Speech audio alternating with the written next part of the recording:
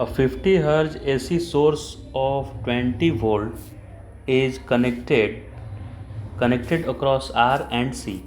ये वाला जो है 50 हर्ज का है, 50 Hz इसका वोल्टेज दिया है, लेकिन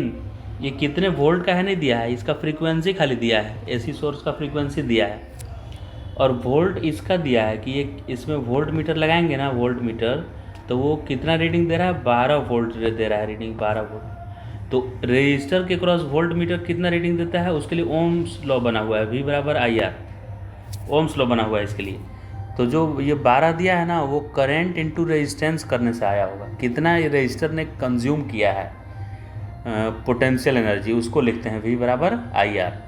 तो 12 वोल्ट खाया है ये, तो करंट उसमें आई है और R रेजिस्टेंस इसका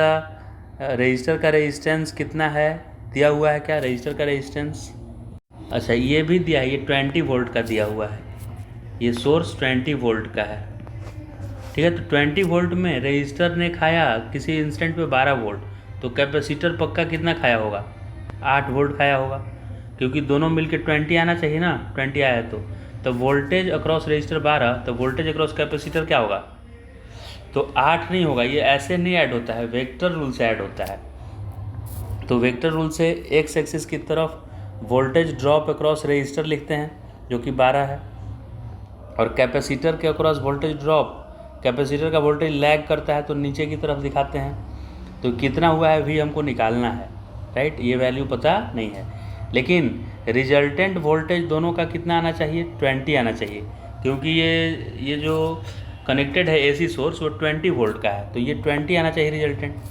तो इसको मैं कितना रखूँगा V को कि ये 20 आ जाएगा, तो V स्क्वायर प्लस 12 स्क्वायर, ये 12 स्क्वायर और V स्क्वायर 90 डिग्री पे वेक्टर का रिजल्टेंट ऐसे निकालते हैं का रूट, ये करने पे पक्का मेरा आना चाहिए 20 आ जाना चाहिए।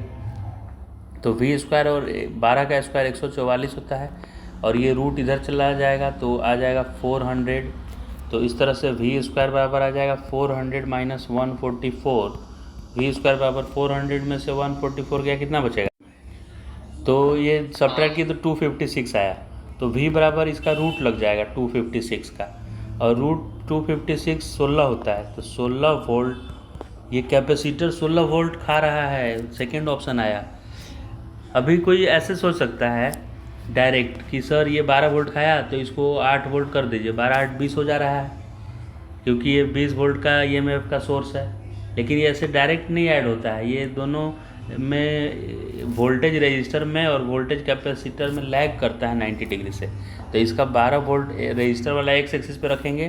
तो कैपेसिटर वाला वाई एक्सिस पे आपको V वोल्ट रखना पड़ेगा, और इन दोनों को वेक्टोरियली ऐड करने से रिजल्टेंट वोल्टेज जो सोर्स AC सोर्स का वोल्टेज था वो आना चाहिए, ठीक। तो वेक्टोरियली हम ऐड किए, तो इस तरह से सॉल्व किए, तो V बराबर 16 आ गया, यानी सेकेंड ऑप्शन करेक्ट है इसका।